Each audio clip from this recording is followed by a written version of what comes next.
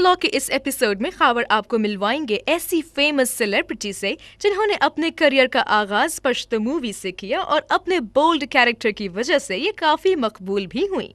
लेकिन साथ ही साथ ऐसा वक्त भी आया कि ये बोल्ड एक्ट्रेस अवाम की भलाई के लिए निकल खड़ी हुई और सियासत में कदम जमा लिए। पॉलिटिक्स ज्वाइन करने के बाद इन्होंने अपने पीक पे पहुंचते हुए करियर को खैराबाद कह दिया और लोगों की भलाई के लिए काम करना शुरू कर दिया।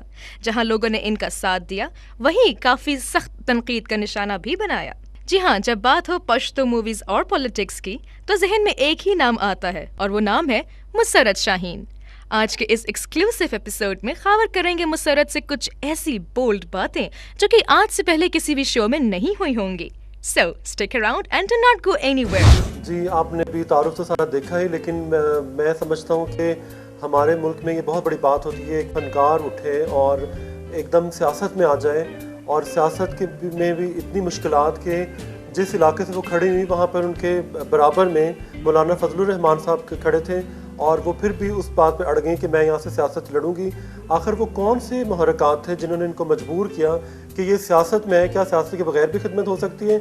और फनकार अगर अवाम में पसंद किया जाता है तो वो क्या उसके लिए प्यार जो होता है वो इंजॉयमेंट के लिए होता है या वाकई सच्चा प्यार होता है अवाम का? आए उन्हीं से पूछते हैं। अस्सलाम वालेकुम मुसर्रत जी। वालेकुम अस्सलाम, कैसे हैं आप? मैं बिल्कुल ठीक हूँ। बहुत शुक्रिया आपने बुलाया। आप नहीं जी, मुझे तो काफ़ी एक्साइटमेंट हो रही थी कि आप मेरे प्रोग्राम में आ रही हैं और आप तो काफ़ी टॉक ऑफ द टाउन बनी रहती हैं हर वक्त। जी नहीं, थैंक यू। ये आप लोगों की ज़रा नवाजी है कि आप मतलब जो मीडिया में माशाल्लाह जिनका नाम है, आपका तो बहुत फील्ड्स में आपका तो नाम, आपका तो क्या कहेंगे, इतने फेस में आपने अपने आप को कामयाब दिखाया है। अच्छा, मैं आपको जहाँ तक जानता हूँ, मतलब बल्कि जितने भी लोग जानते हैं वो आपको फिल्म की वजह से जानते हैं और वहीं से आप मशहूर हुई, फिर वो नाम आपने बनाया और उस नाम को बड़े अच्छे तरीके से इन्होंने अवामी मसाइल के लिए उसको एक ब्रांड नेम यूज़ किया ताकि लोग जो है वो उन्होंने जब देखा कि लोग मुझे इतना पसंद करते हैं तो क्यों ना मैं मेरे जो इलाके के लोग हैं, बल्कि उससे जुड़े इलाके के पूरे पाकिस्तान के जो लोग हैं, मैं जिस लेवल तक उनकी खिदमत कर सकती हूँ करूँ। और शायद ये इनका मकसद था सियासत में आना। लेकिन आप मुझे बताएं कि फिल्म की लाइन छोड़कर, और वो भी जब आप बिल्कुल अपने ज़माने में एक टॉप की हीरोइन, और फिर आपने बीच में सब कुछ छोड़ दिया, फिर अचानक पता चला कि आप सियासत में आ गई। आखिर ऐसी क्या मुसीबत पड़ी थी कि आप सियासत में आ गई? बस खबर साहब, जैसे वो एक आयत भी है, जैसे अल्लाह ने आपको भी इज़्ज़त दी, वतइज़्ज़ु मन तशाओ वतज़िल्लु मन तशाओ, इज़्ज़त और ज़िल्लत रब के हाथ में है। इन्नमल अमालु बिन्नियात, जी बिल्कुल, कि नीयत का होता है, आप जो अमल करते हैं आपकी नीयत रब को पता होती है। वो ये हुआ कि मैंने नीयत की इलाके की खिदमत, वो फिल्म का जैसे आपने सवाल किया कि फ़िल्म में जैसे आपने पहले फरमाया स्टार्ट में कि पता नहीं फ़िल्म वालों की मोहब्बत सच्ची होती है ये झूठी।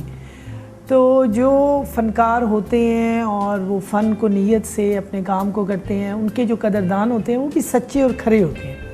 जैसे आज भी इंटरनेशनल मीडिया, पाकिस्तानी भी शायद कहता हो, लेकिन मैंने इतने गौर से सुना नहीं कि मुझे कभी पाकिस्तानी मीडिया ने बहुत शाबाश दी। जी नहीं, वो ये है कि नहीं, हमारा जो फनकार है, क्या लोग उससे इतना सच्चा प्यार करते हैं कि उसको वोट देने के लिए आ जाए और उससे रिश्ता भी जोड़ लें? जी बड़ी खूबसूरत, बहुत अच्छा आपने सवाल किया और ये मैं चाहती थी कि कोई क्वेश्चन करे और मैं ताकि जवाब दूं उन लोगों को जो कि इसको सुनना चाहती हैं। देखिए खबर साहब, वो पहला ज़माना ख़त्म हो गया जब लोगों को ये होता था कि ये फिल्म एक्टर है कि क्रिकेटर है कि क्या है कि क्या है, पता नहीं कोई बिल्कुल और तरह के लोग की और देखिए अब लिटरेसी रेट इतना बढ़ गया है, तालीम आ गई है। अब लोगों को ये है कि उन्होंने ये सियासतदानों की चोरियां और फ्रॉड और फैमिली पॉलिटिक्स और धोखे, ये सारी चीज़ें उन्होंने देख ली कि ये लोग क्या अवाम के साथ कर रहे हैं, कुर्बानी का बकरा अवाम को बनाया हुआ है।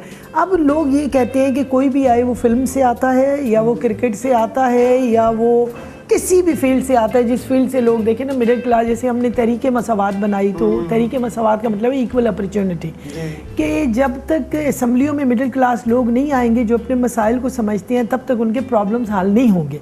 तो अब लोगों को है कि हमारे बच्चों की तालीम, हमारे बच्चों की हेल्थ, हमारे मुल्क के हालात, हमारे मुल्क की तरक्की कौन कर सकता है, कौन करप्ट नहीं है, वो आए, ये लोग आए। फिल्म आर्टिस्ट तो वैसे ही लोगों को बड़ा प्यारा होता है, लोग बड़ा प्यारा एक वक्त था। जी बिल्कुल, एक्सपीरियंस गुजरा है जितनी फिल्म एक्ट्रेसेस हैं, लोग जो मर्जी कहें, लेकिन मैंने ये देखा कि वो बड़ी खुदा तरस होती हैं और मैंने देखा उनको लोगों की छुप छुप के बहुत खिदमत कर रही होती हैं, उनके मसले हल करते, कई घरों में खर्चे उन्होंने लगाए होते हैं और अपना ज़्यादातर पैसा मैंने देखा लोगों पे लुटा रही होती हैं। खावर साहब बात ये है कि मुझे तो वो लगता है जैसे वो कोई रॉबिन हुड का किरदार है कि इधर से लूटा उधर लुटा दिया। नहीं खावर साहब वो ये है कि जैसे आपने पहले फरमाया ना कि भी वो फिल्म आर्टिस्ट को लोग वोट, ये बात ये है कि लोगों में बुराई ना पहले थी हाँ। और ना आवाम में अब कोई बुराई है। अब तो माशाल्लाह बहुत आवाम को मीडिया ने, इलेक्ट्रॉनिक मीडिया ने इतनी अवेयरनेस दी है, जैसे कि आज आप लोग, हाँ जी, आज जब तक पीटीवी था उसमें जागीरदार और वडेरे और हुकूमती लोग आते थे, आज आप हम जैसे जो छाबड़ी रेड़ी टांगा को रिप्रेजेंट करते हैं उन लोगों को भी आप बुलाते हैं और हमें बिल्कुल उनके मद्दे मुकाबले आप बिठाते हैं और उतना ही हमें टाइम देते हैं जितना उनको देते हैं। ये है कि ये इन लोगों ने ये जो जागीरदार और वडेरे जो कब्जा किए हुए हैं ना, हाँ, इन्हीं ये लोग जो है ना, इन्होंने ये लोगों को बताया हुआ था कि असम्बली शायद इतनी पाक साफ है और हम जो पाक साफ वडेरे जागीरदारे लुटेरे जो हैं ये शायद हमारे लिए ये असम्बलियाँ बनी हैं, ये आवाम के लिए नहीं बनी। तो आवाम डर के मारे भी पॉलिटिक्स में नहीं आता, तो डर के मारे किसी को वो कि भाई मैंने मुसर्रत चंद देखे, मैंने और इमरान खान ने मौलाना फजलुर रहमान के खिलाफ इकट्ठे इलेक्शन लड़ा।